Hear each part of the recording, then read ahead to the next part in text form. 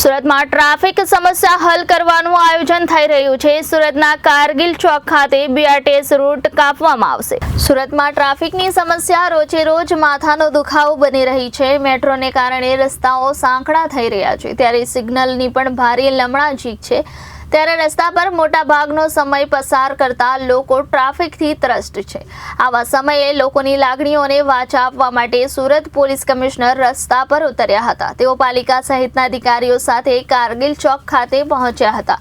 Road પર ઉતરેલા police કમિશનરે લોકોની વાતો સાંભળી હતી, જેમાં લોકોએ સર્કલથી લઈને બીઆરટીએસ રૂટ સહિતના પ્રશ્નોની સાથે સાથે વગર કામના અને જોઈતા ટ્રાફિક સિગ્નલો અંગે પણ પોતાની વાત રજૂ કરી હતી, જેથી પોલીસ કમિશનરે તમામ નાગરિકોની વાત સાંભળીને રસ્તા પર જ મીટિંગ યોજી હતી, જેમાં અધિકારીઓના રોડ પર જ ક્લાસ લેવાઈ ગયા હતા। પોલીસ કમિશનરે ટ્રાફિક સમસ્યા હલ કરવાના આયોજનના ભાગરૂપે રસ્તા પર જ ટ્રાફિક સિગ્નલ નાના કરવા માટે આદેશ આપી દીધો હતો, સાથે બીઆરટીએસ રૂટ કાપવા અંગે પણ સૂચના આપી દીધી હતી। પોલીસ કમિશનરના આદેશને પગલે સ્થળ પર હાજર પાલિકાની ટીમ દ્વારા તાત્કાલિક યુદ્ધના ધોરણે કામગીરી હાથ ધરવા દેવામાં આવી છે।